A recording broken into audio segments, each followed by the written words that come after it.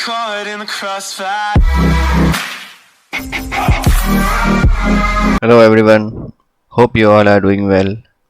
मैं हूं समीर एंड आप सबका स्वागत है इंग्लिश की इस नई सीरीज़ में। आपको इंग्लिश के बेसिक से एडवांस लेवल के कॉन्सेप्ट समझाने की कोशिश करूंगा।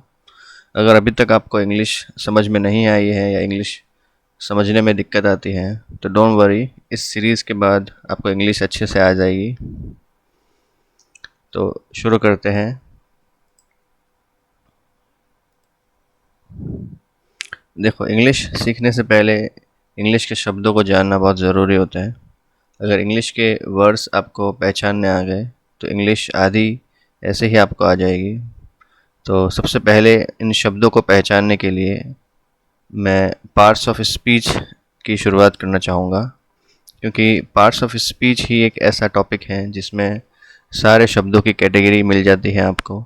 अगर इन शब्दों की कैटेगरीज़ पे आप माहिर हो गए तो सारे शब्दों को आप आसानी से पहचान लेंगे और आप खुद गैस कर पाएंगे कि ये शब्द कौन सा है और कहाँ काम आता है।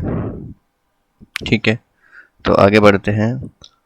देखो, ये पहला वीडियो है, ये पार्ट्स ऑफ सीरीज़ का एक इंट्रोडक्टरी पार्ट होगा, तो इसको अच्छे से समझते हैं। फिर आगे हम इसकी सीरीज़ वाइज वीडियोस लाएंगे। पार्ट्स ऑफ स्पीच का मतलब होता है भाषण या बोलने के भाग या अंग। इनको हम समझ सकते हैं कि हमारे मुंह से जितने भी वर्ड्स या इंग्लिश में जितने भी सेंटेंसेस होते हैं, वर्ड्स होते हैं, उन सबको इन 8 पार्ट्स में बांटा जा सकता है। इन 8 पार्ट में डिवाइड किया जा सकता है। कैसे, आगे बढ़ते हैं।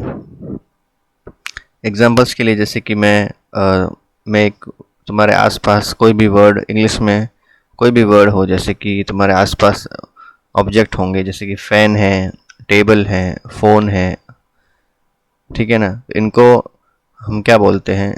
फ़ैन को हम नाउन कह सकते हैं, टेबल को हम नाउन कह सकते हैं, फ़ोन को नाउन कह सकते हैं। ठीक है, तो ये सब नाउन की कैटेगरीज में आते हैं। ऐसे ही हमारे मुंह से जितने भी वर्ड्स निकलते हैं उनको हम इन 8 कैटेगरीज में आराम से डिवाइड कर सकते हैं। तो धीरे धीरे सीखेंगे कि इन 8 कैटेगरीज में कौन से शब्द आते हैं और एक दूसरे से कैसे ये डिफरेंट हैं।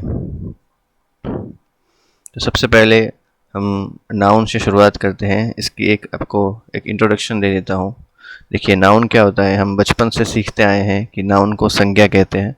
संज्ञा नाम ठीक है, लेकिन मैं इसको नाम कहूँगा। सिर्फ नाम इसलिए कहूँगा क्योंकि किसी भी वस्तु, किसी भी स्थान, किसी भी व्यक्ति, किसी भी गुण, किसी भी दशा, किसी भी कार्य का नाम, उसको नाउन कहते हैं। इंग्लिश में किसी का भी जो प्रॉपर नाम होता है, किसी चीज़ का, किसी वस्तु का, स्थान का, गुण का, एनीथिंग जिसका भी एक नाम होता है, उसको हम नाउन कहते हैं। नाउन को हम अगले वीडियो में शुरुआत से पढ़ेंगे। एक इंट्रोडक्शन दे देता हूँ मैं आप सबको इन 8 पार्ट्स ऑफ स्पीच का। अगला प्रोनाउन है। प्रोनाउन भी हम पढ़ते आए हैं कि सर्वनाम कहते हैं जो शब्द संज्ञा के स्थान पर काम आते हैं, ऐसा ऐसा पढ़ते आए हैं।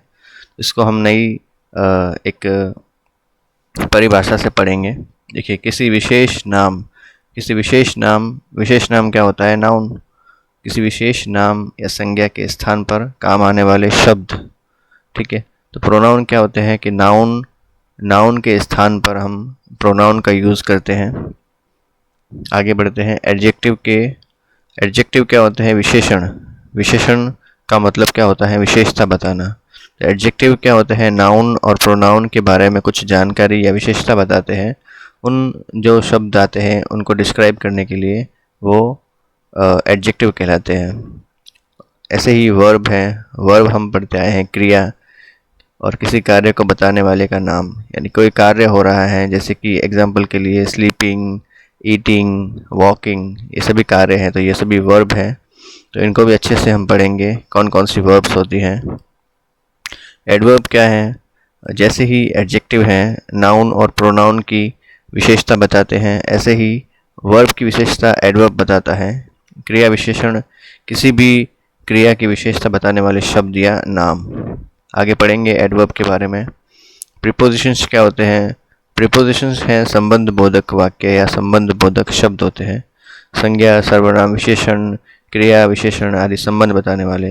जैसे कि कोई भी एक एग्जांपल्स के लिए टेबल के ऊपर लैपटॉप पड़ा है, जैसे कि मेरा the laptop is on the table. तो टेबल क्या है? एक नाउन है, लैपटॉप भी एक नाउन है, लेकिन बीच में ऑन शब्द आ रहा है, यानी टेबल पर पड़ा है, तो एक संबंध हो गया। तो इस पर शब्द को हम प्रीपोजिशन कहेंगे या ऑन को प्रीपोजिशन कहेंगे। अगला है कंजंक्शंस। कंजंक्शंस क्या होते हैं?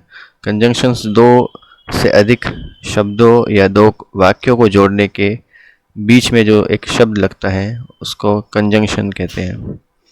कंजंक्शन समझ में आ गया, जैसे कि एग्जांपल्स के थ्रू देखते हैं। एंड हो गया, और हो गया, बट हो गया, ये सब दो वाक्यों को जोड़ने के काम आते हैं, तो इनको कंजंक्शन कहते हैं।